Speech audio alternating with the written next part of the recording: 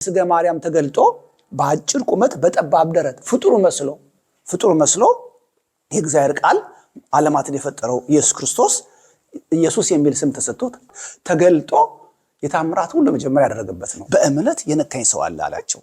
እግሩ ስር ተወድቃ ጌታ ሆይ እኔ ነኝ አላት።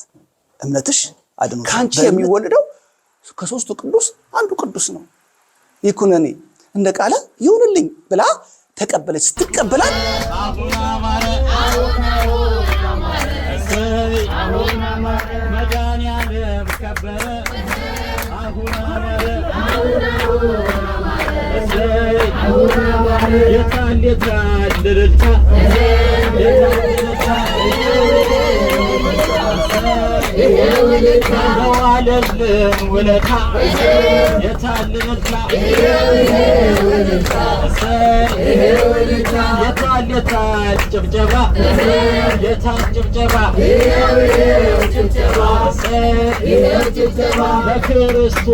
ሰላም ውድ ቤተሰቦቻችን እንዴት ከርማችሁ እንዴት አላችሁ እንዴት ሰነበታችሁ?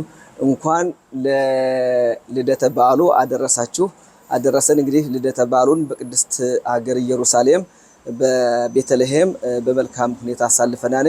አሁን ደግሞ ይሄን አሳልፈን የት ነው የምንገኘው? ወንድማችን መጀመሪያ ራስህን አስተዋውቅና እስኪ የምንገኝበትን እንዴት እንደመጣነን ብታስረዳን። ኦኬ እሺ። ሰላም የእግዚአብሔር ቤተሰቦች የዚህ ዩቲዩብ ተከታታዮች እንኳን ለጌታችን ለመድኃኒታችን ኢየሱስ ክርስቶስ የልደት በዓል በሰላም አደረሳችሁ። ስሜ ማርከን ይባላል። በቅድስት ሀገር እስራኤል ነዋሪ ነኝ። ያው እዚህ ዛሬ ልደቱን አክብረን ወንድሜ እንዳለው በባለፈው በ29 ቤተልሔም ነበር፣ በጥሩ ሁኔታ አሳልፈናል።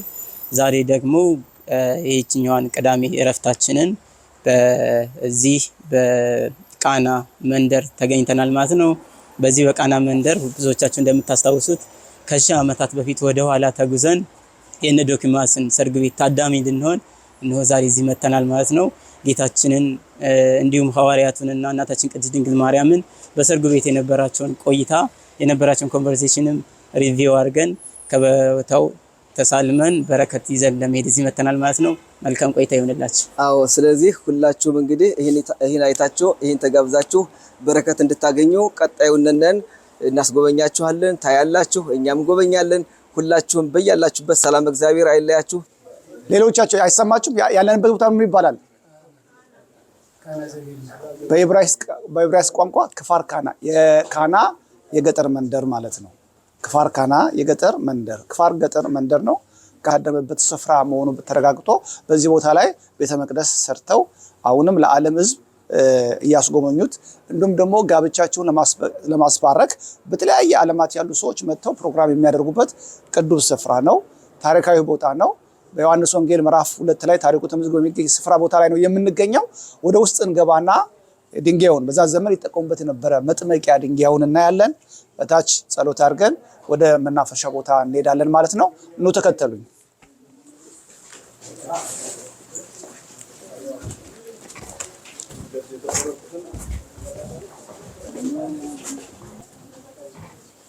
እሺ፣ የመጀመሪያው ቤተ መቅደስ በ6ኛው መቶ ክፍለ ዘመን አካባቢ ተገንብቶ ነበር። ከዛ በኋላ በጦርነትና በተለያዩ አደጋዎች ቤተ መቅደሱ ፈርሶ ነበር። ይሄ የምናየው የመጀመሪያው ቤተ መቅደስ ፍርስራሽ መሰረት ነው። በዛን ዘመን የዛሬ 2000 ዓመት ደግሞ ጌታችን በነበረበት ዘመን ደግሞ የፊት ለፊታችን አቋርጠን የመጣነው መንገድና አካባቢ ሁሉ የአንድ ሰው ይዞታ የነበረና ሜዳማ የነበረ ስፍራም ነው። ስለዚህ ይሄ የመጀመሪያው ቤተ መቅደስ ፍርስራሽ መሆኑን እንድታውቁት ነው። በታች ስንወርዳለን የድንጋዩ ምልክት በዛን ዘመን አንድ ሰው ድግስ ሲኖርበት በአካባቢ የሚኖሩ ህብረተሰቦች እየተቀያየሩ ጠላ እንዲሁም ጠምቀው ህዝቡን የሚጋብዙበት ይጠቀሙበት የነበረ መገልገያ ድንጋይ እንዲሁም ማሰሮ እንጨቶች አሉ። እነሱን እናይና ጸሎት አድርገን ወደ መናፈሻችን እንወጣለን ማለት ነው። አሁን የምንገኘው ቅድም እንደነገርኳችሁ በክፋር ካና ከ2018 ዓመት በፊት አምላካችን መድኃኒታችን ኢየሱስ ክርስቶስ ከሶስቱ ቅዱስ አንዱ ቅዱስ በስጋ ማርያም የተገለጠው የእግዚአብሔር ቃል ዓለማትን የፈጠረው ኢሳይያስ በምዕራፍ 6 ላይ እንደተናገረን ቅዱስ ቅዱስ ቅዱስ ብሎ እንደተናገረው ከሶስቱ ቅዱስ አንዱ ቅዱስ አስቀድሞ በነቢያት እንዳናገረው ለአባቶቻችን ለነብዩ ለሙሴ ለነ ኢሳይያስ ለነ ልበ አምላክ ዳዊት የተናገረው የእግዚአብሔር ጥበቡ የተባለው ቃሉ ዓለማትን የፈጠረበት ሰውን ባህሪያውና በአምሳሉ የፈጠረበት ቃሉ ድምፁ ብቻ ዓለማትን እንዲይሁን ብሎ የተናገረው ቃሉ የእግዚአብሔር ቃል ልጁ በስጋ ማርያም ተገልጦ ታመን ያደረገበት ቅዱስ ስፍራ ነው። በይሁዳውያን እምነት እግዚአብሔር አይታይም፣ አካል የለውም፣ መንፈስ ነው የሚለው። ታዲያ እንደዛ ከሆነ ምዕራፍ 1 ላይ ፓራሻት እግዚአብሔር ሰውን ባህሪያውና በአምሳሉ ፈጠረ ይላል። ይሄንስ እንዴት ተተረጉሙታላችሁ ሲባሉ ምንድነው የሚሉት? በነፍስ ነው የሚመስለን እንጂ በአካልም አይመስለንም ይላሉ። ለምን እንዲህ ያለው ቢባል ነብዩ ሙሴ በሲና በረሃ ሽማ እስራኤል አዶናይ ኤሌኑ አዶናይ እስራኤል ወይ ስማ እግዚአብሔር አምላክ እግዚአብሔር አንድ ነው ብሎ በተናገረው ቃል መሰረት እግዚአብሔር አንድ ነው፣ አካል መንፈስ የለውም፣ መንፈስ እንጂ አካል የለውም ብለው ስለሚያምኑ ነው። ግን እግዚአብሔር ለአዳም በገባለት ቃል ኪዳን መሰረት ምንድነው? በተሳሳተ ጊዜ የእግዚአብሔር ትእዛዝ ባፈረሰ ጊዜ አዳም ክፉና በጎውን ያውቅ ዘንድ ከኛ መካከል እንዳንድ ሆነ ብሎ ተናገረ ይላል። ስለዚህ አዳም 100 ዓመት አለቀሰ፣ ቃል ኪዳን ገባ። በዚህ ምክንያት እግዚአብሔር ሰው ሆኖ ስጋን ረቂቁ መለኮት ከስጋ ጋር ተዋህዶ ሞትን አጥፍቶ ወደ ነበረው ክብር እንደሚመለስለት በገባለት ቃል ኪዳን መሰረት በእግዚአብሔር አቆጣጠር ከ5 ቀን ተኩል በኋላ ከ5500 ዘመን በኋላ በስጋ ማርያም ተገልጦ በአጭር ቁመት በጠባብ ደረት ፍጡር መስሎ የእግዚአብሔር ቃል ዓለማትን የፈጠረው ኢየሱስ ክርስቶስ ኢየሱስ የሚል ስም ተሰጥቶት ተገልጦ የታምራት ሁሉ መጀመሪያ ያደረገበት ነው። በእምነት የነካኝ ሰው አለ አላቸው። እግሩ ስር ተወድቃ ጌታ ሆይ እኔ ነኝ አላት። እምነትሽ አድኖሻል። በእምነት የምናቀርበው ትንሿ ጸሎት በእግዚአብሔር ዘንድ ተቀባይነት አላት። ስለዚህ እግዚአብሔር አምላካችን ጸሎታችን ይቀበልልን። በዮሐንስ ወንጌል ምዕራፍ 2 ከቁጥር 1 ጀምሮ እንዲህ ይለናል። በ3ኛው ቀን በቃና ዘገሊላ ሰርግ ነበረ። የኢየሱስ ክርስቶስም እናት በሰርጉ ነበረች። ከደቀ መዝሙሩና ከቤተሰቦች ጋር በሰርጉ ታድሞ ነበር ይላል። ሲበሉም ሲጠጡም የወይን ጠጅ አለቀባቸው። ለምን የሚባል መምህርና ደቀ መዝሙር ከተጠራው ሰው በላይ ብዙ ሰው መጥቶ ነበርና የሚበላው አንድ ጊዜ ነው፣ የሚጠጣው ግን ይደጋገማል። የሚጠጣው ሲያልቅ ሰርጉ ሊበተን ሰውም ሊወጣ ነበር እና ጭንቅታቸውን ያየች እመብርሃን ሄደችና ለልጇ የወይን ጠጅ እኮ የላቸውም ብላ ምልጃዋን አቀረበች። በዚህን ጊዜ አንቺ ሴት ከአንቺ ጋር ምን አለኝ? ገና ጊዜ አልደረሰም ማለት። የዚህን ትርጓሜና ትንታኔ ነው የተሳሳቱ ወንድሞቻችን ክርስቲያን የተባሉ በተሳሳተ አመለካከት እየተረጎሙት ወደ ምንፍቅና ወይም ወደ ተሳሳተ መንገድ እየተረጎሙት ራሳቸውም ሰውንም የሚያሳስቱት። አንቺ ሴት ማለት ምን ማለት ነው? በመጽሐፍ ቅዱስ በመጀመሪያ አንቺ ሴት ማለት ትርጉሙ አንደኛ ምትክ ማለት ነው። ሁለተኛ ደግሞ ስጋሽ ከስጋዬ አጥንትሽ ከአጥንቴ፣ የስጋዬ ቁራጭ የአጥንቴ ፍላጭ ማለት ነው የሴት ትርጓሜ። ኢየሱስ ክርስቶስ ድንግል ማርያምን አንቺ ሴት ከአንቺ ጋር ምን ጸባለኝ ማለቱ እናቴ ሆይ እንዴ አንቺ ያላልሽኝ ላልፈጽም ነውና የሚል ትርጓሜና እንድምታ ነው ያለው እንጂ የተሳሳቱ እህትና ወንድሞቻችን እንደሚተረጉሙት አይደለም። የመልካም መሆኑ ደግሞ ማስረጃ የምታውቁት ምንድነው? ለአሳላፊዎች ምን አለቻቸው? ልጄ የሚላችሁን አድርጉ አለቻቸው። ትእዛዟ ተሰምቷል፣ አማላጅነቷ ተደምጧል ማለት ነው።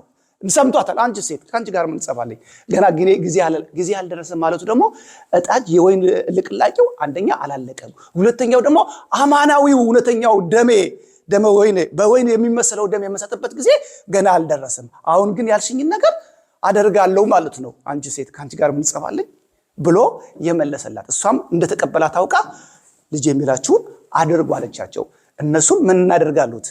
አይሁድ እንደሚያደርጉት የማንጻት ስርዓት ጋኑን የሚሞሉበት ምንቸቶች፣ ንስራዎች ከውሃ የሚቀርቡባቸው ነበር።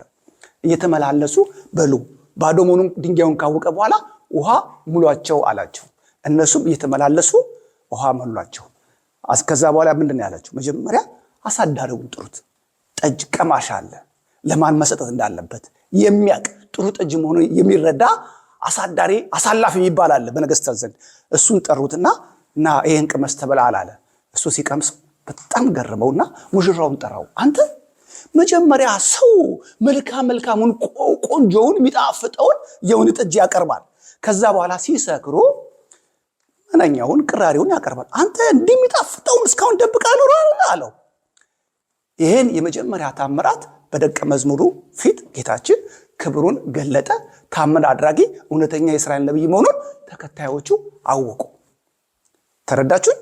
ይሄ ታምራት የተፈጸመበት ቦታ ላይ ነው ዛሬ እናንተ እድሉ ገጥሞን ሐዋርያት፣ ድንግል ማርያም፣ ራሱ ባለቤቱ ኢየሱስ ክርስቶስ ከድግስ ከተጠራው ሕዝብ ጋር ተሰብስቦ ባለበት ቦታ ላይ ተገኝተን በእግራችን ረግጠን ተቀምጠን በዓይናችን አይተን እየዳሰስን ታሪኩን እንድንሰማና እንድንባረክ የፈቀደ የፍጥረታት ባለቤት እግዚአብሔር አምላካችን በድጋሚ ስሙ የከበረና የተመሰገነ ይሁን።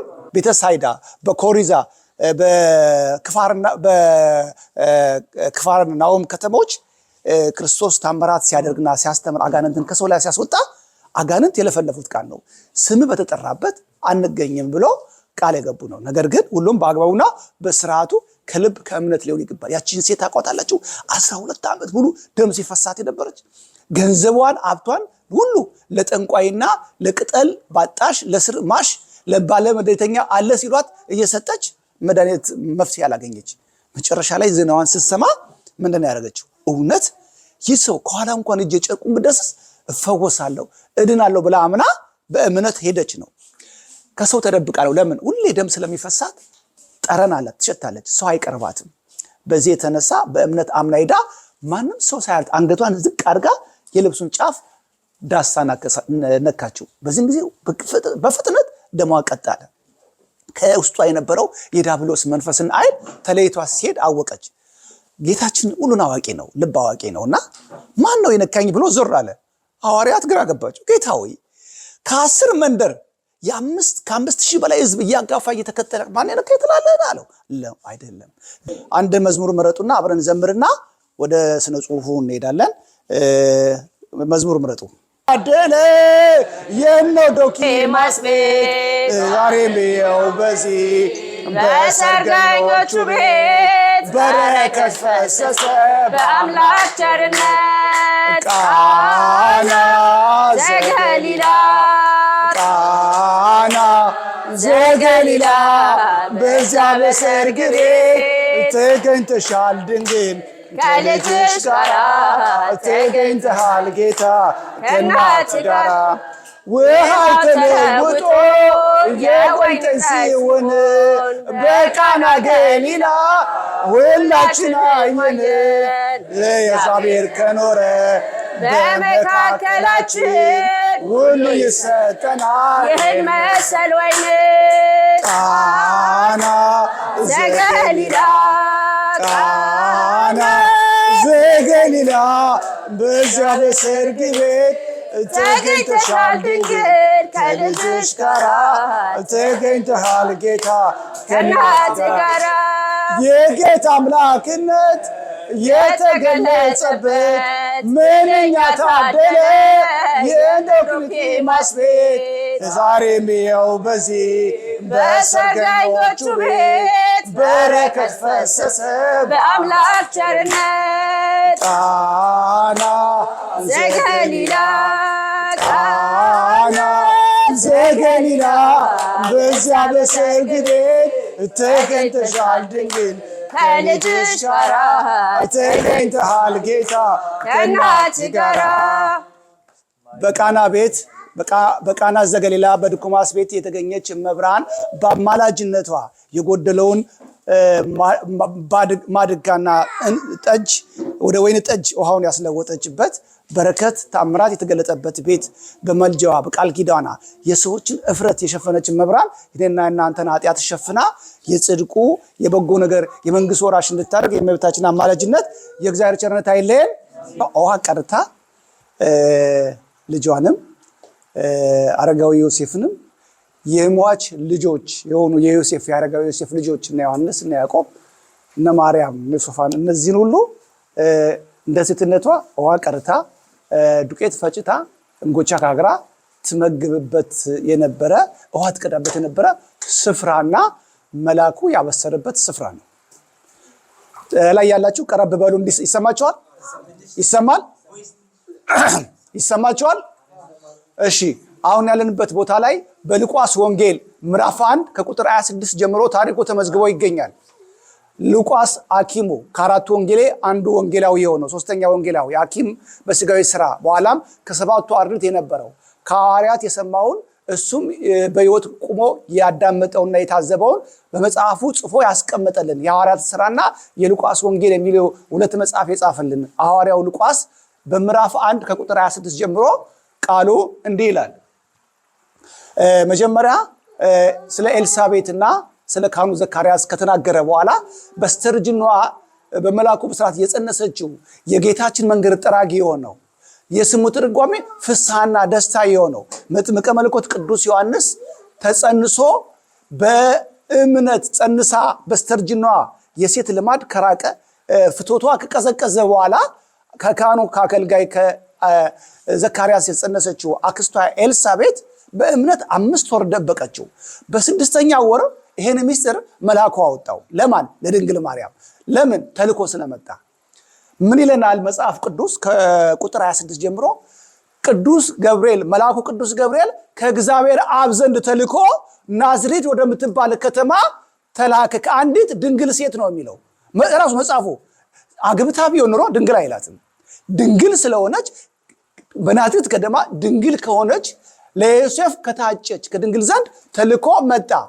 ተፈሲ ፍስት ኦ ምልዕተ ጸጋ፣ ጸጋ የሞላብሽ ቅድስት ሆይ ደስ ይበልሽ፣ እነሆ ትጸንሻለሽ፣ ወንድ ልጅም ትወልጃለሽ፣ አንቺ የምትጸንሽው ከሦስቱ ቅዱስ አንዱ ቅዱስ ነው ብሎ ቅዱስ ገብርኤል ከእግዚአብሔር አብ ዘንድ ተልኮ ለድንግል ማርያም ሲያበስላት ነው የሚሳየው።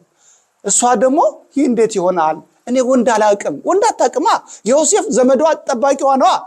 አንዳንድ የተሳሳቱ ትርጓሜ የሚተረጉሙ የሌሎች እምነት ተከታዮች ስላሉ ከዛ ልዩነት እንድታውቁ ነው። አተረጓጎም ሰው ጥሬ ቃል ይገላል፣ ትርጓሜ ግን ያድናል ይላሉ አባቶችና እነሱ በተሳሳተ ስለሚተረጉሙት ነው። መጽሐፉ ግን በእርግጠኝነት ጥሬው ቃል እንኳን ያለ ትርጉምና ፍቺ እንኳን የሚነግረን ምንድነው? ከእግዚአብሔር አብ ዘንድ ነው። አብ ማለት አባት ማለት ነው። የማን አባት? የኢየሱስ ክርስቶስ።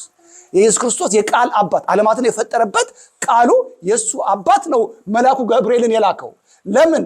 በናዝሬት ከተማ ከምትኖር ከድንግል ዘንድ በመንፈስ ቅዱስ የሚጸነሰው የመንፈስ ቅዱስ ሁሉ ጸጋ የሞላባት እቺ ትሕትናዋን ቅድስናዋን መርጦ እግዚአብሔር ስጋን አምላክ ያደረገበት ያከበረበትን ትልቅ ስራ የሚሰራባት ከድንግል ዘንድ ቅዱስ ገብርኤልን ላከው።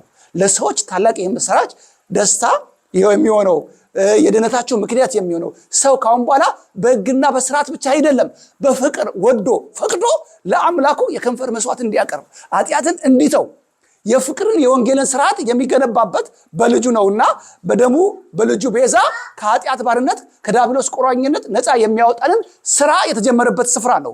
ቅዱስ ገብርኤል ከእግዚአብሔር አብ ዘንድ ተላኮ በናዝሬት ከተማ ከምትኖረው ለዮሴፍ እጮኛ ከሆነች ከድንግል ዘንድ መጀመሪያ ያበሰረበት ስፍራ ነው። እንደ ሴትነቷ እንስራ ነጥቃ ውሃ ልትቀዳ በዚህ ቦታ መጣች። መጀመሪያ ተሯ ደርሶ ውሃ ቀዳች። ውሃ ከርጣልቴ ስትል ወቅቱ በጋ ነበር፣ ፀሐይ የሚያቃጥልበት። የእግዚአብሔር ፍጥረት የሆነው የቤት ጠባቂ ታማኝ አገልጋይ ውሻ መጣ። ይሄ ውሻ መጥቶ ውሃ ጠምቶት ሊጠጣ በፈልግ ሲል እነዛ ሌሎቹ ሴቶች ያባሩታል እያሉ ሲያባሩት፣ እሷ ግን በእሊኗ መንፈስ ቅዱስ የሞላባት ለፍጥረት ሁሉ አዛኝ ናትና መጽሐፍ ቅዱስ እንዲህ ይለናል፣ ጻድቅ ሰው እንኳን ለሰው ለእንስሳት ይራራል ይላልና ራራችና እሱም እኮ የእግዚአብሔር ፍጥረት ነው፣ ውሃ ጠምቶት እኮ ነው እንደዚህ የሚያለከልከው አለችና ጫማዋን አውልቃ ከቀዳችው እንስራ ጎንበስ አድርጋ ሰጠችው። ከዛ ጠጣ፣ አመስግኖ ውሻው ሄደ። አብረዋት የነበሩ ውሃ ሊቀዱ የመጡ የአይሁድ ቆነጃጅ ሴቶች አፌዙባት። ማን ይጠብቅሻል ካሁን እንጂ እኛ እንደሆነ ባሎቻችን ከእርሻ ሲመጡ እህል ወጥ የምንሰራበት ምግብ የምናቀርብበት ጊዜ ያስፈልገናል፣ አንቺ እንደሆነ ተቆጪ ባል የለሽም ብለው አፌዙባት። ምን አለች ድንግል ማርያም? ውሃ እኮ ከምድር ብቻ አይደለም ከእግዚአብሔር ነው የሚሰጠው ብላ ስትናገር ያ የጎደለው ለውሻ ራርታ አጉድላ የነበረችውን ስርዓት በታምራት ሞላ። በዚህን ጊዜ አፋቸው ከፍተው ፊታቸው ጸፍቶ እውነት አናገራቸው መንፈስ ቅዱስ። ምን የሚል ወይ እንዴ ታምራት ተደረገልሽ፣ ምናልባት የሚጸነሰው የሚወጣው ጌታ መሲህ ካንቺ ይሁን የሚወለደው ብለው ፊታቸውን ጸፍቶ አፋቸውን ከፍቶ መንፈስ ቅዱስ አናገራቸው። ለመጀመሪያ ጊዜ ይሄን ቃል ሰምታ ሳለች አንድ ነገር የምትጠብቁት ነገር ይኖራል አይደል? እሷ ስትመኝ የነበረው ጌታዬን የምትጸንሰውን አግኝቼ አገልጋያ በሆንኩ እያለች ስትመኝ የነበረች ነገር እነዛ የነበሩ ሰዎች ግን በፌዝና በቀልድ አውጥተው ይሄን ነገር ሲናገርላት አንድ ታምራት አይተው ሲናገሩ እሊኗ ለዚህ ነገር ዝግጁ ሆነ። በዚህን ጊዜ መልአኩ መጣና ተፈሥሒ ኦ ምልዕተ ጸጋ ደስተኛዋ ድንግል ማርያም ሆይ ደስ ይበልሽ አላት። ሊዞር ስትል ምንም ነገር የለም። እንዴ ምንድነው ማን ነው ያናገረኝ ብላ ይሄን ቃል ደምጣ ውሃውን ቀርታ ወደ ቤቷ ሄደች። ቤቷ ልትገባ ስትልም ይሄን ቃል ደገመላት። እንዴ እናቴ ሔዋንን ያሳሳተ ሰይጣን እኔን ሊያሳስተኝ ነው ሰው በሌለበት ይሄን ቃል የምሰማው ብላ እንስራዋን ቤቷ አስቀምጣ ወደ ቤተ መቅደስ ወደ ለመደችው ቀን የምትሉበት የአይሁድ ቤተ ምኩራብ ሄደች። አሁን ከዚህ በኋላ ወደዛ ነው የምንሄደው። እዛ ሄደችና እንደለመደችው ለቤተ መቅደሱ መገልገያ የሚሆኑ ምንጣፎችን መጋረጆችን እየሰራች ሳለ ተገልጦ አካልን ላይን የሚታይ መልአኩ የሰው ቅርጽ ሰርቶ ተፈሥሒ ኦ ምልዕተ ጸጋ ብሎ ለሶስተኛ ጊዜ አበሰራት። በዚህን ጊዜ እኔ ወንድ አላውቅም ይህ ነገር እንዴት ሆነልኛል አለችው። እስመ አልቦ ነገር ዘይሳነው ለእግዚአብሔር የሚሳነው ነገር የለም። ካንቺ የሚወለደው ከሶስቱ ቅዱስ አንዱ ቅዱስ ነው። ይኩነኒ እንደ ቃለ ይሁንልኝ ብላ ተቀበለች። ስትቀበላት ያን ቃል አሜን ብላ ስትቀበል ከሶስቱ ቅዱስ አንዱ ቅዱስ ወልድ ኢየሱስ ክርስቶስ በስጋ ስሙ አማኑኤል ኢየሱስ የተባለው ወይ መድኃኒዓለም ብለን የምንጠራው እሱ በማኅፀኗ አደረ።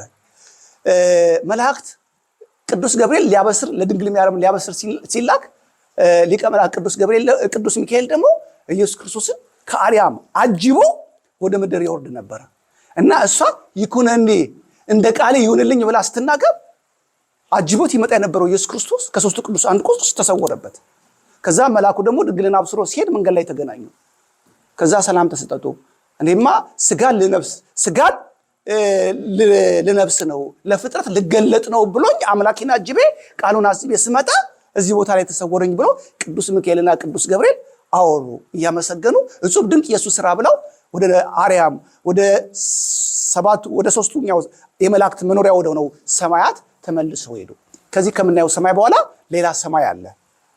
ኢዮር ራማ የረር የሚባል የመላእክት መኖሪያ በአስሩ ነገድ መላእክት ያንዳንዱ ሰማይ 3 ከተሞች አሉት። አንዱ ከተማ ይሄን ዓለም ያክላል። ያንዳንዱ አለቃ አላቸው፣ ኃላፊ አላቸው። እግዚአብሔርን የሚያመሰግኑበት እጹብ ድንቅ እያሉ በአዲስ ቅኔ ዕለት የሚያመሰግኑ እግዚአብሔርን ባመሰገኑ ቁጥር ኃይል ኢነርጂና ፓወር ተቀብለው ደስ እያላቸው የሚኖሩበት ዓለማቸው ነውና ይህ ታምር የተገለጸበት ቅዱስ ገብርኤል ለመጀመሪያ ጊዜ ድንግል ማርያምን ያመሰረበት ለውሻ ራርታ የሰጠችበት ቅዱስ ቦታ ነው። በዚህ ቦታ ተገኝተን እንድናመሰግን ድጋሚ ታሪኩን እንድናስታውስ ራሷ ድንግል ማርያም የነበረችበት መልአኩ ድምፁን ያሰማበት ቦታ ተገኝተን እንድንሰማ ያደረገ የቅዱሳን አምላክ ስሙ የከበረና የተመሰገነ ይሁን። ወንድማችን ማርቆስ የሚያቀርብልን አንድ ነገር መልእክት አለ። እሱን ሰምተን ወደ ቀጣዩ እንሄዳለን ማለት ነው። እሺ አንድ ጓደኛዬ ሼር ያደረገኝ ትዝ አለኝና እሱ ሲያስተምር ስላነብላችሁ ፈለኩኝ። 2 ደቂቃ ብቻ ነው። ዝግጁ ናችሁ?